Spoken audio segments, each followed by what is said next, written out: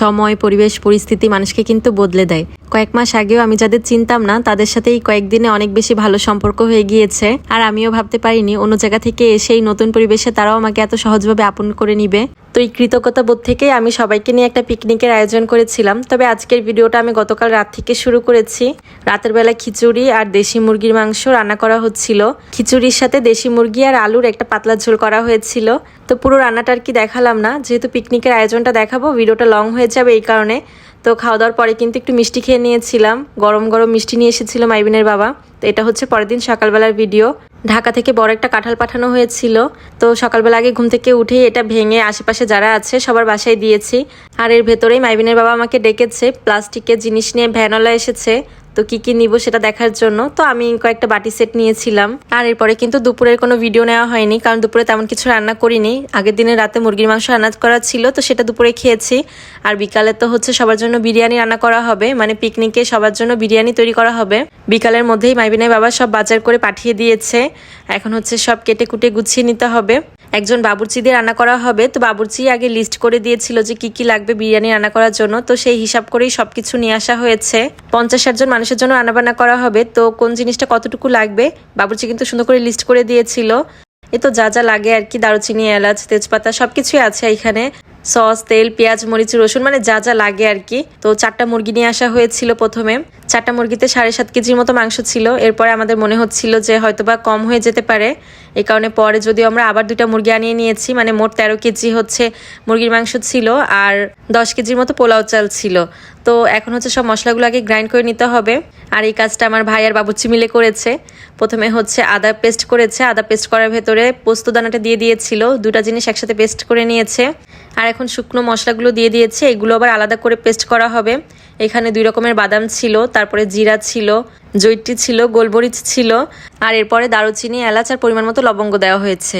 এই সবগুলো উপকরণই হচ্ছে আলাদা আলাদা করে ব্লেন্ড করে নেওয়া হবে। তো এই তো আদাটা ব্লেন্ড করা হয়ে গিয়েছে। আর এখন এই রসুনের সাথে কিন্তু 2টা জয়ফলও দিয়ে দিয়েছিল।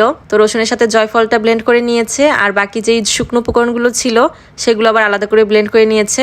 এরপর সবগুলো একসাথেই রেখেছে, কারণ সবগুলো একসাথেই হচ্ছে বিরিয়ানিতে দেওয়া হবে এই কারণে। আর এখন যে জায়গাটায় বিরিয়ানি রান্না করা হবে সেই জায়গাটা একটু প্রস্তুত করে নেওয়া হচ্ছিল। মানে আমরা তো কিছুদিন আগে বালি ভরেছি, তো বালি হচ্ছে এক এক জায়গায় একটু উঁচু ছিল, নিচু ছিল। তো জায়গাটা যাতে লেভেল হয় এই কারণে হচ্ছে আগে কোদাল দিয়ে ভালো করে সমান করে নিয়েছে। এরপর ইট বিছিয়ে আবার সুন্দর করে চুলার মতো বানিয়ে নেওয়া হয়েছিল। তো চুলাটা রেডি করে বাবুর্চি কিন্তু এখন মাংসটা রেডি করে নিচ্ছে, মানে মেরিনেট করে রাখছে আর কি। এর ভেতরে শুধু টক দই দিয়েছে, লবণ আর টেস্টিং সল্ট দিয়েছিল। তো এটা কিছুক্ষণ মাখানো থাকবে, মানে মেরিনেট করে রাখা হবে আর কি। আর এর ভেতরে হচ্ছে আমাদের বাকি 2টা মুরগিও চলে এসেছে। আর ওটাও কিন্তু কিছুক্ষণ হচ্ছে ওই মাংসটার সাথেই মিক্সড করে রাখা হয়েছিল। আর এদিকে বাবুর্চি হচ্ছে মশলাগুলো দিয়ে সব রান্না শুরু করে দিয়েছে। তো ফার্স্টে হচ্ছে 2 লিটার তেল দিয়েছিল, তারপরে পেঁয়াজ দিয়ে কিছুক্ষণ ভেজে সব মশলাগুলো দিয়ে দিয়েছে। মানে যত মশলা তারা ব্লেন্ড করেছিল সব মশলা দিয়ে কয়েকটা কাঁচামরিচ দিয়ে ভালো করে মশলাটা একটু কষিয়ে নিয়েছে। আর এরপরে আগে থেকে মেরিনেট করা মাংসটাও দিয়ে এখন কিছুক্ষণ রান্না করে নিবে। মানে মাংসটা যতক্ষণ না সিদ্ধ হয় ততক্ষণ পর্যন্তই রান্না করতে হবে। দেখেন যথেষ্ট কিন্তু পানি ছিল মাংসের ভেতরে। তো এই পর্যায়ে তারা নামিয়ে রেখেছিল মাংসটা। আর ওই সেম পাতিলে হচ্ছে চাল ধুয়ে দিয়ে দিয়েছে। তবে চালটা দেওয়ার আগে কিন্তু সেখানে পরিমাণ মতো পানি দেওয়া ছিল। আর সেই পানির ভেতরে কাঁচা মরিচ, লাল মরিচের গুঁড়া আর হচ্ছে লবণ দেওয়া ছিল। তারপরে চালটা দিয়ে ভালো করে 80% মতো ফুটিয়ে নেওয়ার পরে মাংসটাও দিয়ে দিয়েছে। আর এরপরে পানি থাকা অবস্থায় হচ্ছে তারা বিরিয়ানি এসেন্সটা দিয়েছে, আর সাথে কেওড়া জলও দিয়েছে, যেটা হচ্ছে আমি ব্যবহার করি না। মানে বিরিয়ানি এসেন্সটা আমার এখনো ব্যবহার করা হয়নি। তো এই পর্যায়ে হচ্ছে তারা নামিয়ে ফেলেছিল আর ঢাকনা দিয়ে ঢেকে রেখেছিল কিছু সময়। তারপরে হচ্ছে একটু ঘি দিয়ে আবার কিছু সময় ঢেকে রেখেছিল। মানে টোটাল 20 মিনিটের মতো তারা ঢেকে রেখেছিল।